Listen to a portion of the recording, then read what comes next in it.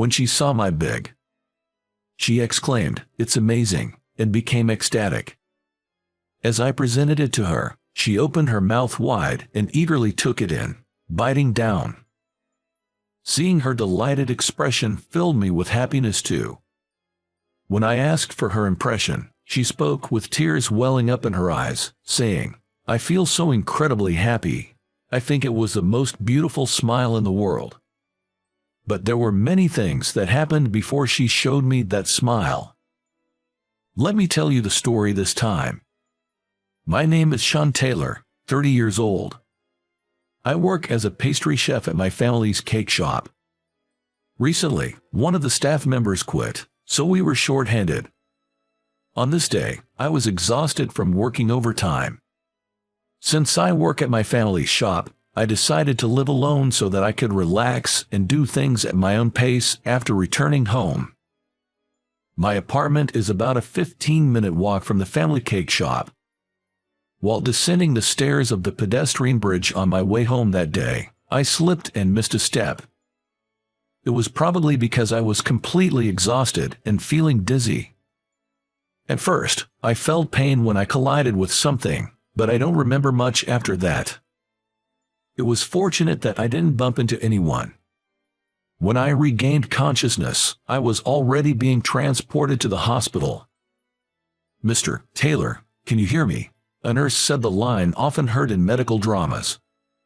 With a vague consciousness, I turned my gaze towards the voice, and the nurse was just about to touch my clothes. The beautiful nurse who was about to strip me naked had a tightly fitting white uniform that was bursting at the seams. Most men might be particularly weak to well-endowed women, and I was no exception. I found her incredibly attractive. Yes, the nurse standing in front of me was my exact type. I felt like I had seen her face somewhere before, but my consciousness was hazy, and I couldn't recall.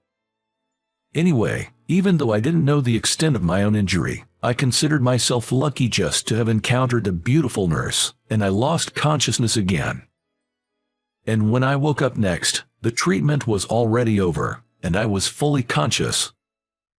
When I was being transported and feeling dazed, I didn't realize it, but I actually knew the beautiful nurse I thought was lucky to meet. "Wilson, Margaret Wilson, right?" I muttered as I saw the nurse who came for a checkup. She smiled and fluttered her name tag on her chest. "That's right. It's been a while. When you were brought in, you didn't react at all, so I thought you had forgotten me." "No, I was just in a daze back then. There's no way I could forget." Yes, there was no way I could forget. She was my first love. She and I were classmates in elementary school. She was bright, kind, cute, and even excelled in academics. She was popular in our class. I, on the other hand, was clumsy and couldn't study or excel in sports. She was always there, subtly helping me, the one who was constantly teased by others. She was my first love. Back then, she was taller than me, and I had this childish idea that I would confess my feelings to her when I became taller than her someday. But that day never came. She transferred to another school when we were in 5th grade. I think she mentioned it was because of her father's job transfer, but it was truly sudden.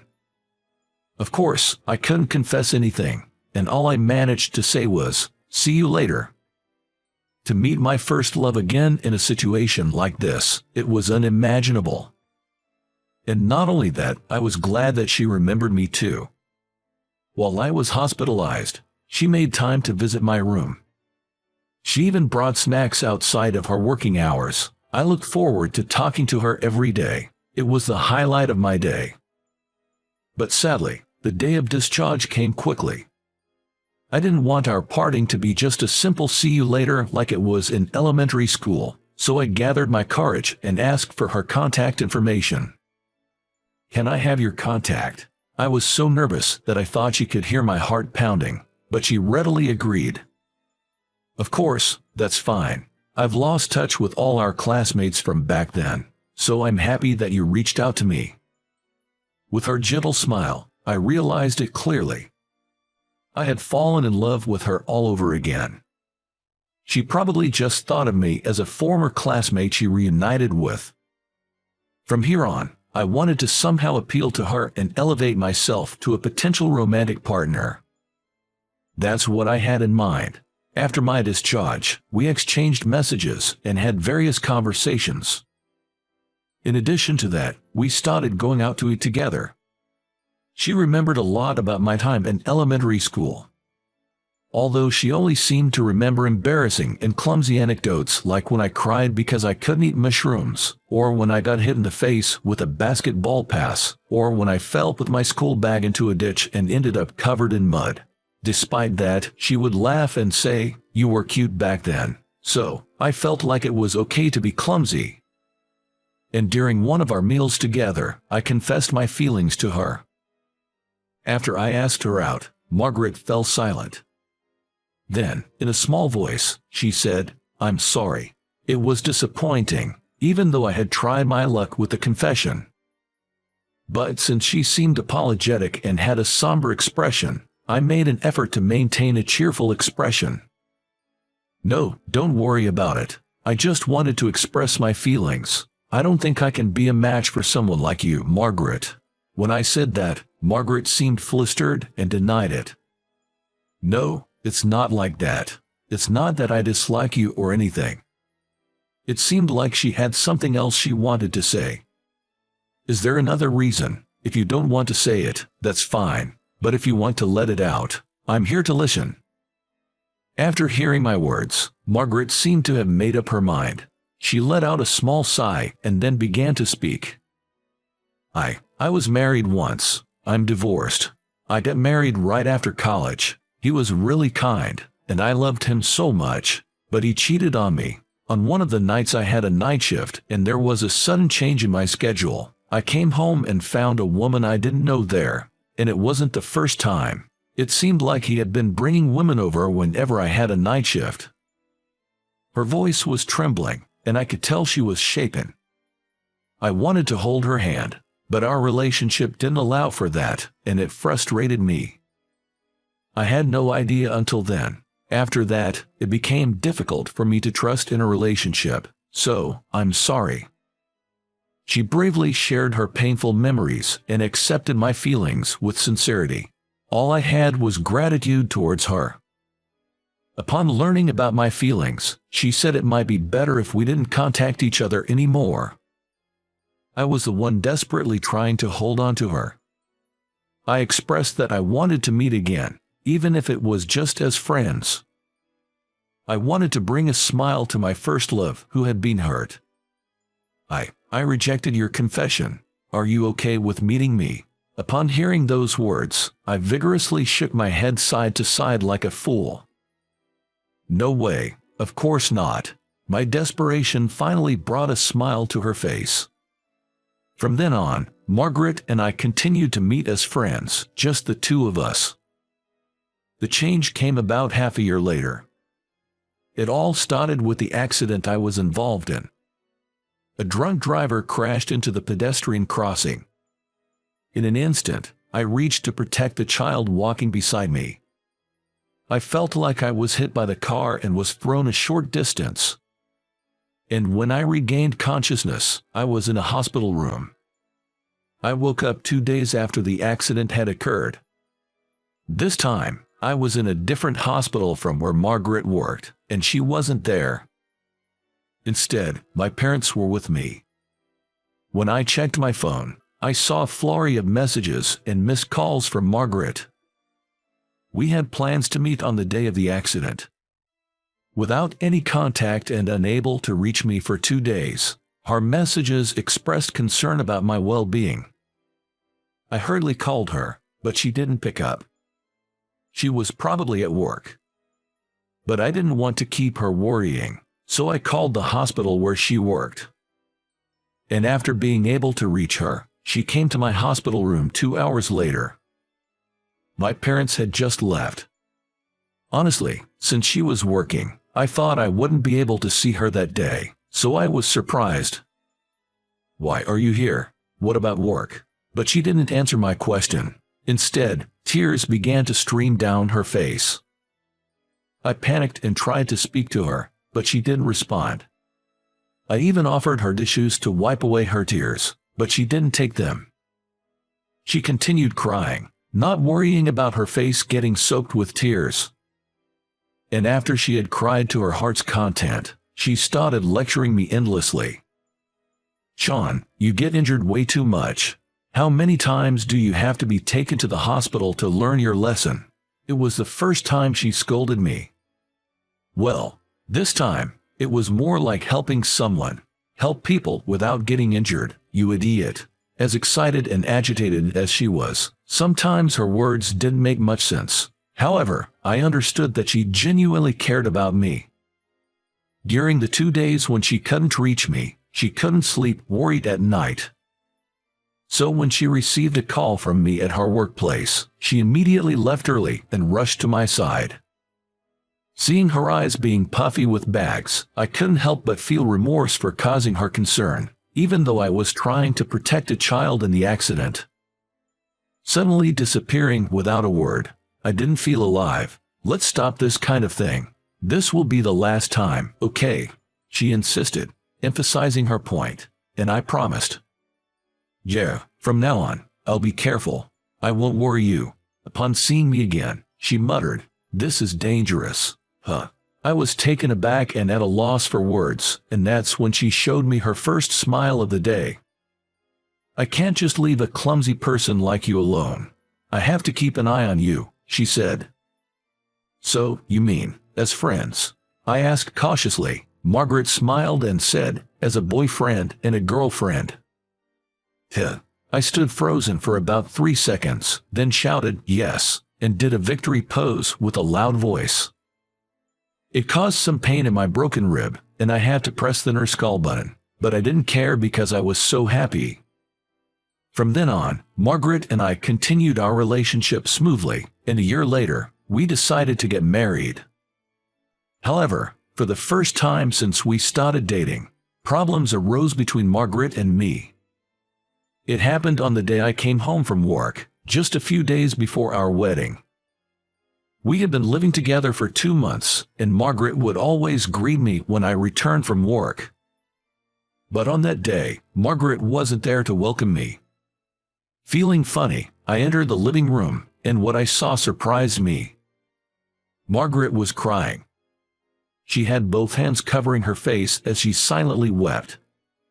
"Devil, what's wrong?" I approached Margaret anxiously, and she moved her hands away from her face. Her eyes were red from crying. "What were you doing? It's so late." I arrived home after 10 p.m. But I had informed her that I would be late due to work. Didn't I tell you? It's because of work." "Really, lately, it's been happening every day, hasn't it? Is the cake shop that busy at this time of the year? I feel like it's not really work." I didn't understand the meaning behind Margaret's words. There was no reason for me to be late other than work. I didn't have frequent outings with friends or any hobbies. She should have known that. "You're not seeing someone, are you, like another woman?" Margaret said while crying, and tears streamed down her face once again. It was at that moment that I finally realized. Margaret suspected me of cheating. It was true that I had been working overtime frequently for the past month. Was she carrying this anxiety every day? Margaret had experienced a divorce before due to her partner's infidelity. I felt so pathetic, realizing how much I had made Margaret worry during this past month. I tightly held Margaret's hands with my both hands. "I'm sorry, I started working late suddenly, and it made you anxious. Whenever I asked for details about your work, you always deflected the question. I wondered if you couldn't tell me. I believe you wouldn't cheat, but because of my past and the fear of being kept in the dark, I felt anxious."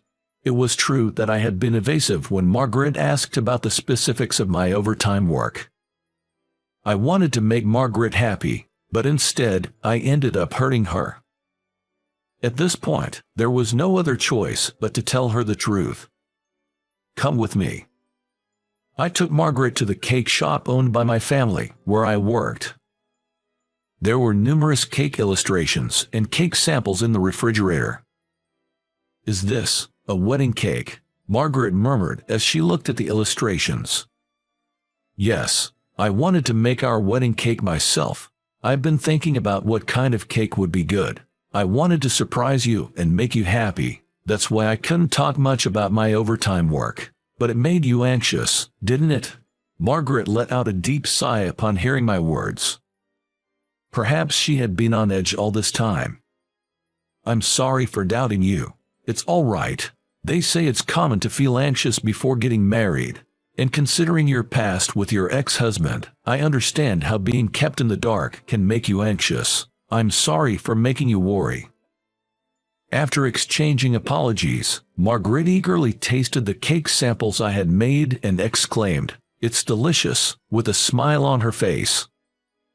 Looking back, we had been busy with wedding preparations and creating trial wedding cakes for the surprise, leaving little time to spend together. It felt like it had been a while since I last saw Margaret smile like this. Margaret said, "I'm looking forward to the wedding cake," and she didn't seem to have any anxieties. It's unfortunate that it wasn't going to be a surprise, but Margaret's peace of mind is more important. I'll do my best, so look forward to it. I decided at that moment to make the best cake ever. So, on the day of the wedding, she looked incredibly beautiful in her wedding dress, and there was no bias in that statement.